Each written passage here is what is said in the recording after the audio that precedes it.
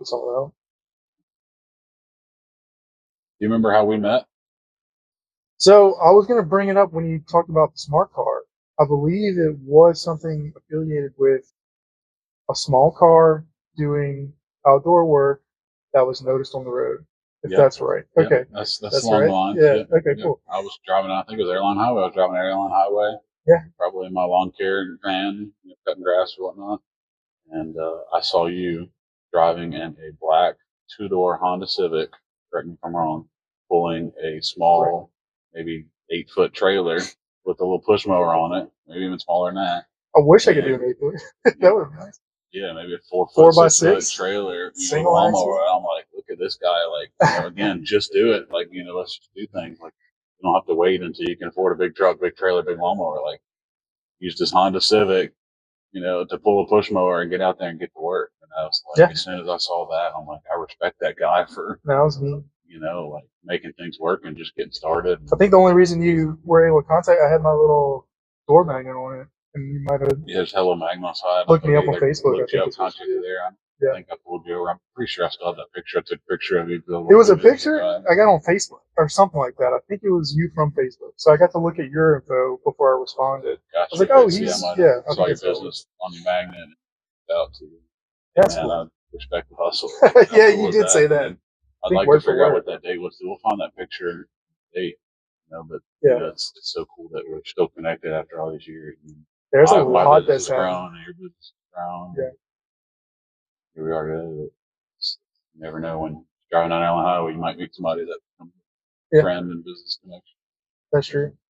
But if we still got time, we could talk about a little about ourselves. Like we check, make sure it's recording. We'll kind of do a little pause. And I'm just gonna or tell you what I'm thinking. We could hour and 7 minutes. Like some YouTubes, they'll have like an introduction video when you go to the page, and it'll just auto start playing. Like, hey, this is blah blah blah blah.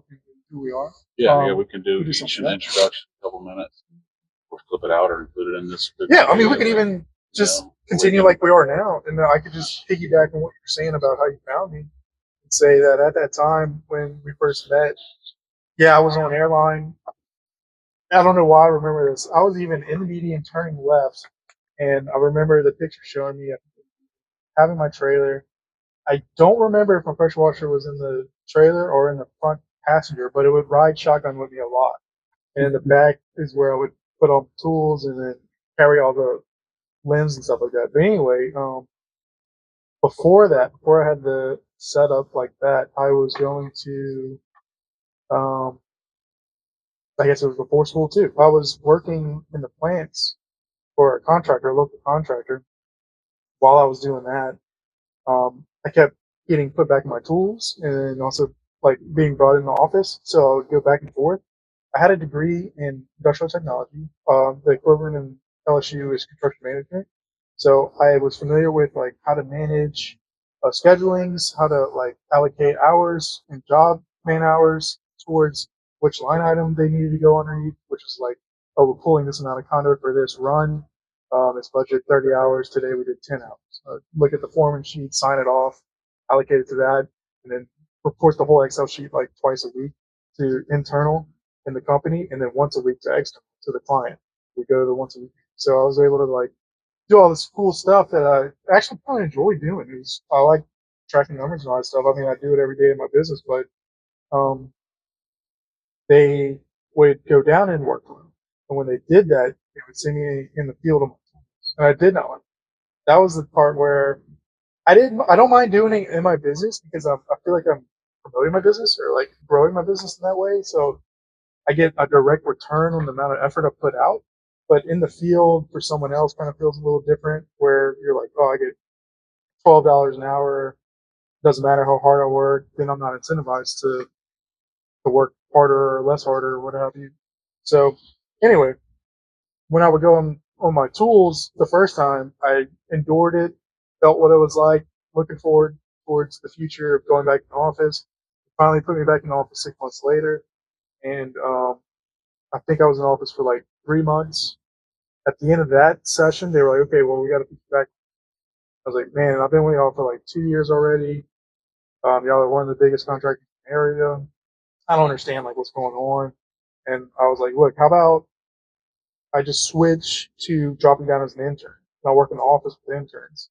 I know I'm like 27 at the time or something like that, but I'd like to go back to school for electrical engineering because that was my initial goal at my first degree. I just switched over to construction management halfway through to finish the degree out. But I really was like, man, I feel like I kind of gave up on it. I always wanted to really get that engineering degree and like be proud of something that like I was the hardest thing I would ever do in my life. Essentially, is the way I looked at it. It's like I want to push myself beyond my limits that I know of, and this is the way I want to do it. So I talked to them about it, and they were like, "Yeah, you got that as an intern." So we went through the whole process of like signing up at LSU, getting enrolled, um, and then I was going to start my classes. And then right at that time, I think again they had like a workflow drop, and they just said they couldn't take me on as an intern. So I was like, oh, okay. So I guess I'm a full time student. So I started at LSU. I kept with it. I was like, no, I'll just go full time now. And I did that for like 2 years, but on the side, I was building a motorized bicycle. So I actually offset my expenses for rent and all that by buying these bikes from Walmart, buying the motor kits from eBay or whatever. And I would install these 2-cycle, 4-cycle engines on them. Take me like 4 to 5 hours each build, and I would profit like 250, which seems pretty cool because it's like cash money that I didn't have to pay someone else to manage it, and then also um, I could work anytime, work in my garage, do all this cool stuff and people. But it was my first entry to business, and that was the first time I made a website, social medias. I made Beastie Bike shirts. I made all this cool stuff. I have a Beastie Bikes banner in my house. I still have 2 bikes that are really cool, my pride toys. But it didn't really work out. The golden client for that industry was people was something I couldn't achieve. I needed people who knew how to work on bikes because again, it's like refabricated existing technology. So it's not like something that's intended to be motorized. Something that was constructed. So you kind of got to know how to manage it a little bit.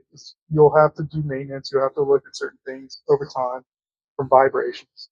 But um, that clientele, I just couldn't find. A lot of people that were buying the bikes either had suspended license, needed a way to get to work, and like didn't know how to work on stuff, weren't very reliable, obviously because they probably were in a situation where they needed a motorized bike as transportation. They didn't have means to get anything better. So a lot of those people kept giving me callbacks for stuff that I couldn't help them with, like stuff that they would break or something like that. But in the end, I was still motorizing bikes, but I had a friend come to me and was like, maybe we should look into doing a landscaping together.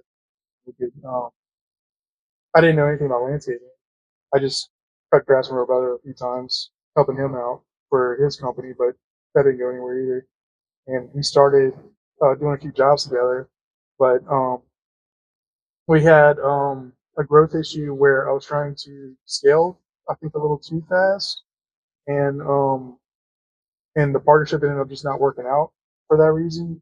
So I ended up breaking off, and I kept doing landscaping and washing, but I had my car. So like I was still trying to do that work without having this person who had a truck and stuff to rely on. So that's how I kind of got in the position to have the car. I was like, you know what? Screw it. I think I can install a tow package on a Civic.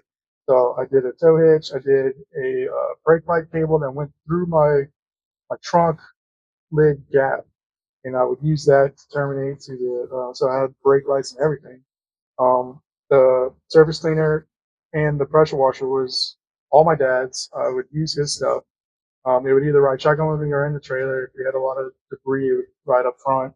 I had muriatic acid and different bleach containers in the trunk that rusted a lot of it up. So I had to clean all that over time. But yeah, that's how I started with that. And then over time, I just grew. I made enough money to buy stuff at different stages. So I never really pulled loans out or anything. Each time I hit like a mile marker, I would set a goal and be like, ooh, what would help my business the most right now? And at that time, it was like, oh, a trailer over getting a truck. Because it would be like $500 versus $10,000. I was like, oh, let me get a trailer. I'm going to need a trailer later anyway, or I'll get most of my value out of it later if I want to sell it, which I did. So I set my stepping stones, kind of like we were talking about earlier. And then once I got my truck, that's when things started rolling a little better. I could get a bigger trailer. I think we finally built my first pressure washing setup. But during this whole time, I was going to LSU for electrical engineering, and I was just doing this on the side to make money. My main goal was never to have to like pull loans out. I got pulled loans for the first 2 years before I started this business, but I never pulled loans after that. I always paid it out of pocket doing landscaping, and then I always paid my rent, always paid everything. I never had to mess with loans, borrowing again. And then after I graduated, I interned with a company before that hired me on full time. So I worked with them. They allowed me to work under 40 hours a week. They were like, okay, because it was a smaller company, they also had the yo-yo issue. But before being hired on, I was upfront about it. I was like, I have a side business, and the person that referred me to you guys told me that like y'all have busy seasons and slow seasons. So I was seeing if we could create a marriage where you don't require me to work 40 hours a week. I'm okay working less, and I'm thinking that might be something you would like me to do anyway. It would help you guys out, and as long as like y'all could let me kind of like I'll schedule my jobs on the days where y'all don't have a lot of work, or typically I would lean heavy on Fridays and just front load their work because most of the time they work half days Fridays. So most times I would take Fridays off and work my own business 3 days.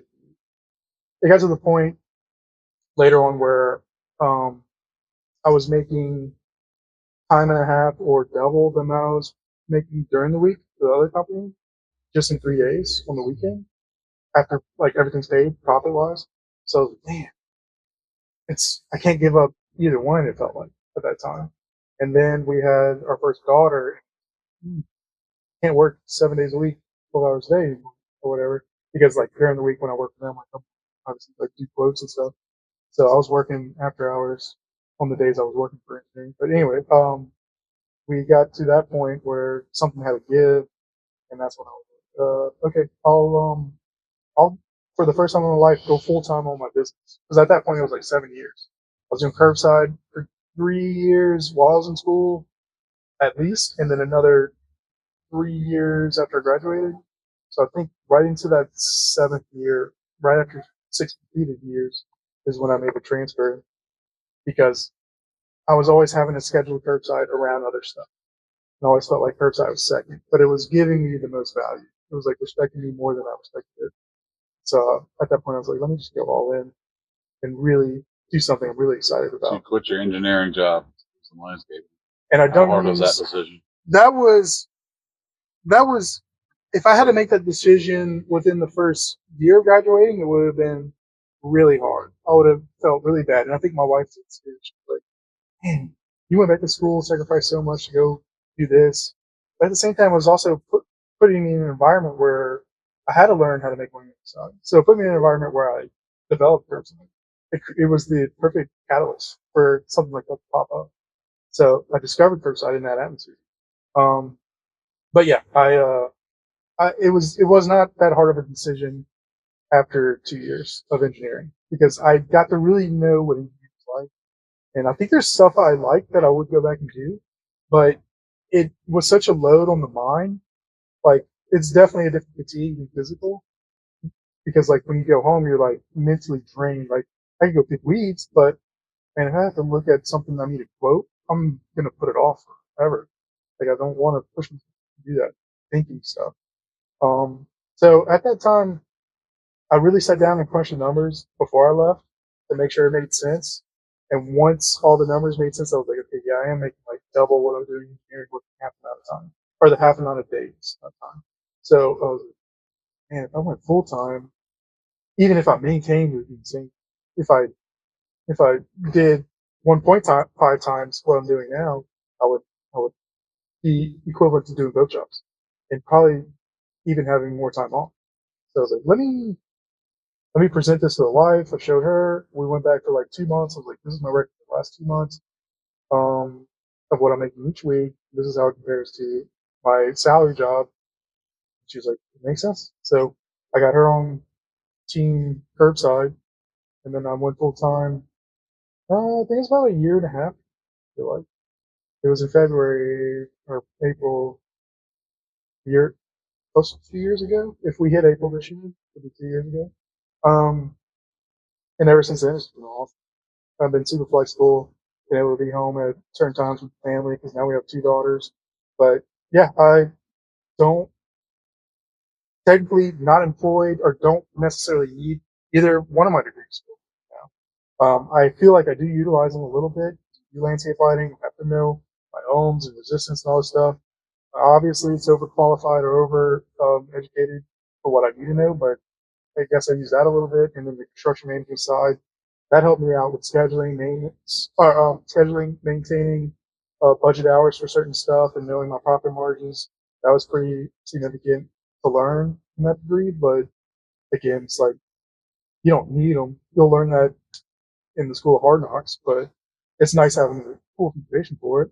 So I feel like it's a cool selling point for me to pitch that I'm overqualified. I'm the most overqualified landscaper in there. Like you're not gonna find someone else with double bachelors that overlap like I do. But one thing I really needed recently was my horticulture license, so I got that not long for full time. So now I'm certified in that and have all these other over certifications as well. So I'll probably start leaning into that a little more as we get into the season. But that's my background. That's where I came from. I have a bachelor's from UL, construction management. Like I said, I threw track at UL, through javelin, and then went back to school for engineering at LSU, and now I don't use either degrees. Full time landscaping, Washington, and I love it more than anything else. Yeah. So. How'd you come up with the name Curbside? Curbside, I spent some time on it. So it wasn't the original name. When I did form that partnership, I wrote down a bunch of names affiliated with the service we wanted to do. We were like, okay, we want to do landscaping. So I wrote down a list of stuff related to that. I looked up local names in the area, pulled from that. So basically, I had three columns. The first one was what I said initially. The second one was local relevant names. And then the third one was generic names that would pair well. Because I wanted something that could be used for any company, like services, maintenance, I don't know, something like that. Um, Also let keyword influence that column as well. But anyway, the initial name was Under the Sun Services because I needed it to sound broad enough to sound like landscaping, but also incorporate anything else we wanted to cover. So that was the first name. When we split, I let her take that name, and then I came up with Curbside Solutions because I wanted something to sound approachable, something friendly, something close.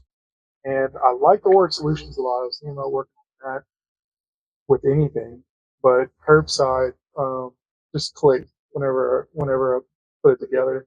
It just made sense to say something local, something close, something direct to you, and then also there wasn't any competition for Curbside. I think the closest competition for me in that name zone would be the burger place. Curbside something was it Curbside Burger, I guess. Anyway. So that's how I came to that. I didn't use any cool mascots like you did. I think Griffin uh, tracks really well in the area. I guess I could have used like Gator or something, but again, I wanted it to be more generic. I wanted it to kind of be able to be anything it needs to be, while also not using my name. Because if I use my name, then it kind of ties to that business. I think even if you don't plan to ever sell, it's good to be in the mind frame that you want your business propped up to be in a position to sell one day, just because your business will operate better for the most part, such as like building maintenance packages, having reoccurring income, keeping your name generic so the business is tied to you. Kind of like Facebook. I mean, kind of like YouTube, how like some YouTube creators will have their name on their YouTube channel, and then they'll start hiring people under them to be on camera, and you're like, oh, what? Like, this isn't you anymore, you know? Sure. So it's cool to kind of have a more broad catch. Yeah, I agree with that. Not to have your business name be Your personal name? Yeah. personal name. Yeah. Now, I do agree that there is a lot of importance in personal branding.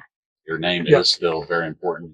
Brand your names too. You need to brand it separately than business name. Yeah, I learned this. Again, if you're selling your business or having its own identity, separate Yeah. from you, for growth and very restrictions. I agree with that. Not naming the business you're in. Right. Well, I'm excited. I'm happy to cover anything else about my background, but I'm excited to hear your words. Yeah. Give me one You second. started.